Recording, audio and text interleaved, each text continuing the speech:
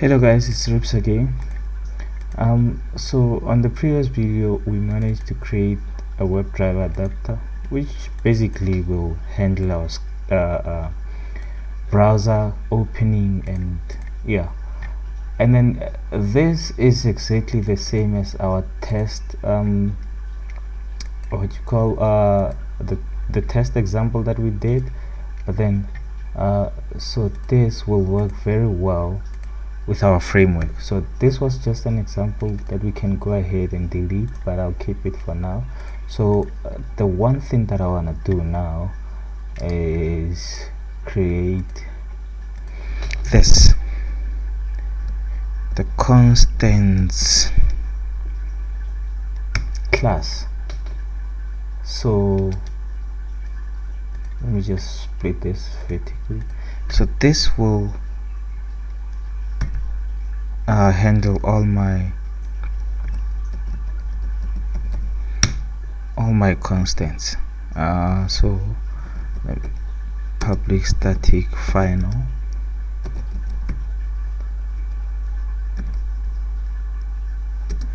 long. So let me just say browser page load timeout seconds, right? So let me just give it 40. So let's just do the same for script timeout and implicit wait.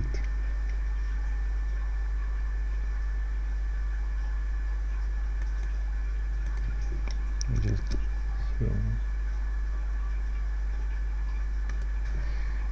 here. So for script, this is gonna be script, and then this is gonna be implicit wait.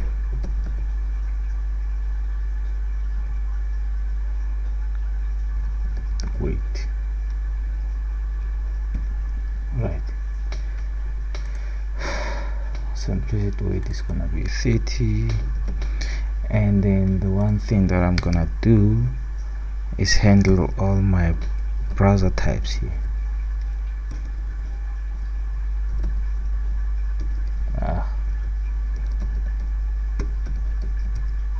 So for now I only have 3 browser types, so you can go ahead and have as many as you'd like. So public static final, these are gonna be string ff browser, which is Firefox, right? And then we have the same for Chrome and IE. There's gonna be C browser, which is Chrome, and then IE browser for Internet Explorer. This is Chrome, this is iExplore, right? So you can handle your browser type from your data table. But I choose not to for the purpose of this tutorial.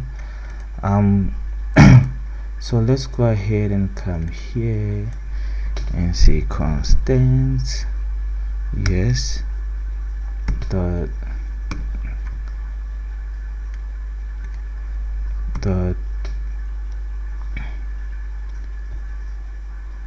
yes, so browser timeout, and then constant dot script timeout, and then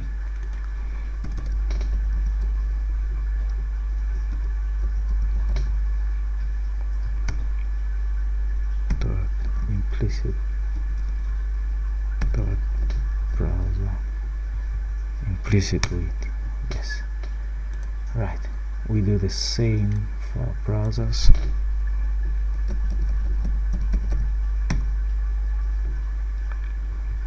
Just IE,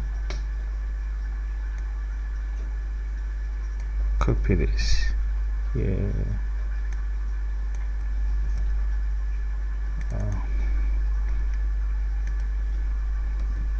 FF browser,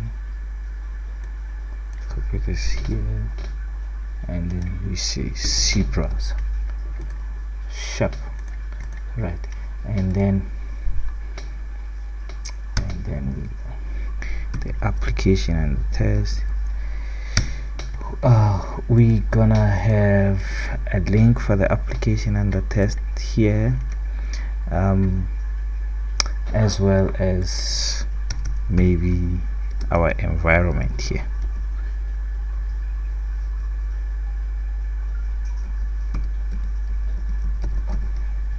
So whether it's int or in QA, so all of these can be handled on your data table, but then I just choose to handle it from here. It will be simpler. Okay, so now that we're here, I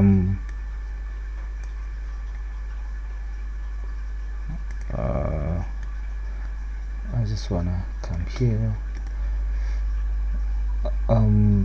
So the application that I choose is the application that I developed, which is what is that? Guys, I forgot. My spa. Oh yeah, this one. So this is just an application I developed for people working in spas and whatnot to make bookings and all those other stuff. So this is the link to it.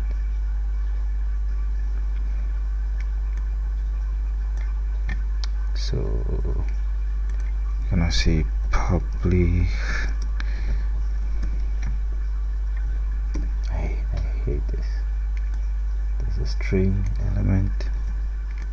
Let me just copy this. Equals to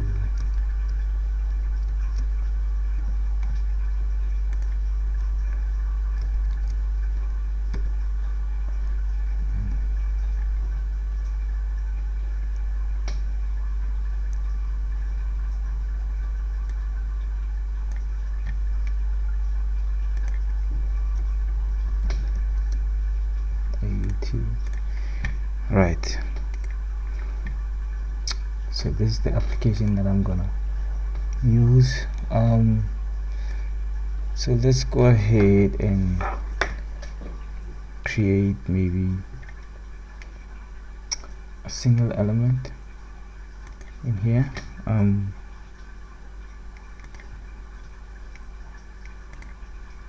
Or yeah, for the login page.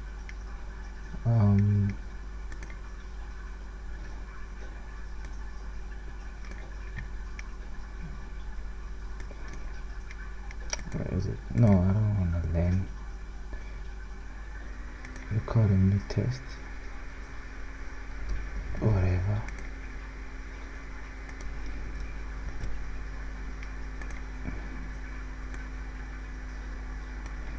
So we just give it this link.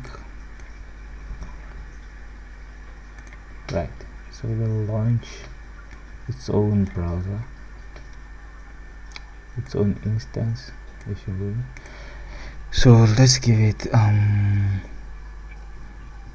Reboni username and then password 12345, and then we click the login page. Okay, so let's end our test. Come on dude. Fine. So at this point we have our 3 elements: 1, 2, 3, username, password, and the login field. So let's go ahead and create our login page. Right,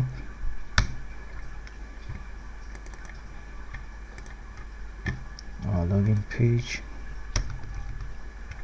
So we're gonna go ahead and the logo. I think I have the logo here. I'm just gonna copy this, right, and take this, right, and then private west, yeah, private, no, static web element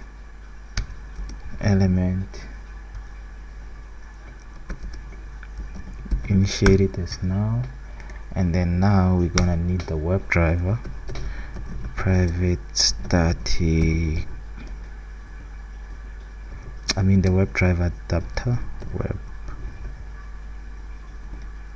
what am I writing? Web driver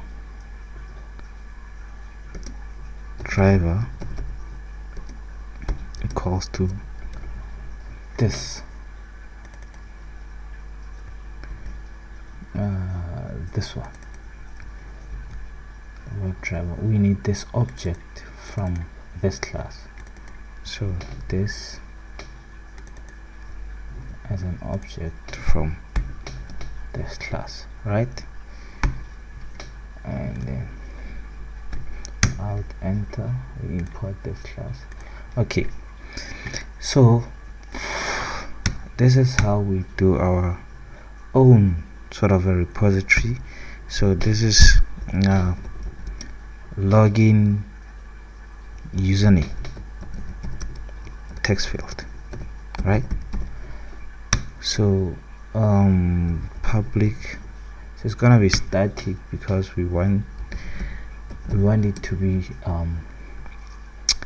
reference all over our script, so any class can reference this because it's gonna be reusable, I hope.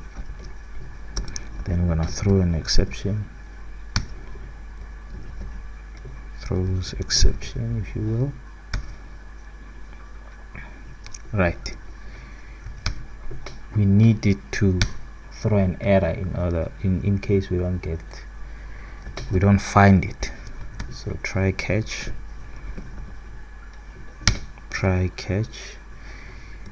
exception in, and then so this is how I handle my object. Element equals driver dot find element by dot. Now this depends on here, this depends on this. How can we find our element? By ID, which is username, by CSS, XPath. So because I did this, I just gave them unique IDs. I think all of them have unique IDs, so we're gonna use IDs for now until we fumble another one which doesn't have an ID. What's going on? So by ID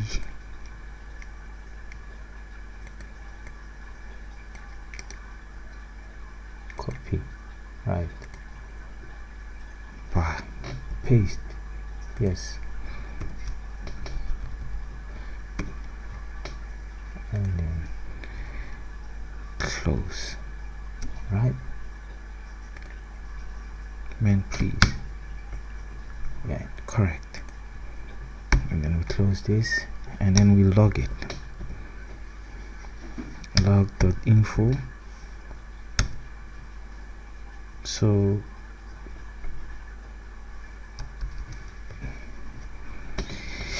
username text field is found, and then we do the same here.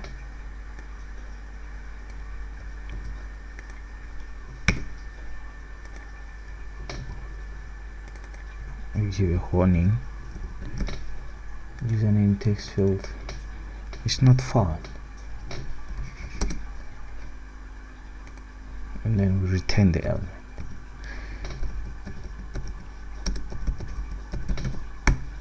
So this is going to be the same for the password text field.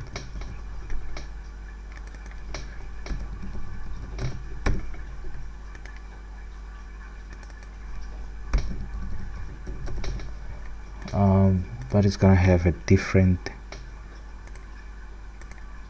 unique ID, which is password.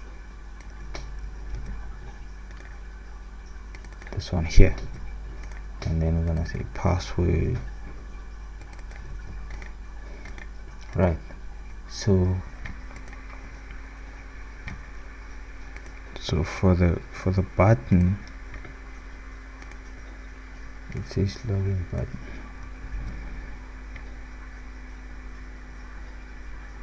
Right. For the login, it's gonna be the same as well.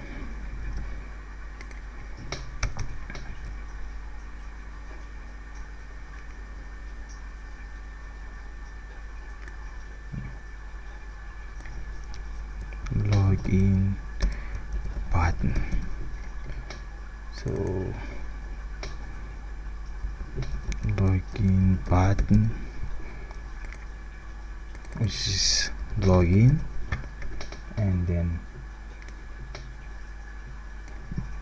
login button, and then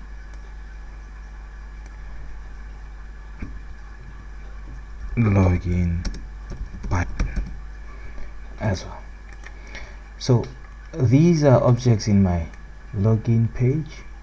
So we have the login page done. So next time we're gonna do other pages. I'm thinking 1 or 2 pages. So for now, I think this is the end of our tutorial. Please guys, don't forget to subscribe. See you on the next video, and please click the like button, comment if you will, and subscribe, notification button as well. Alright, cheers guys, see you on the next video. Bye for now.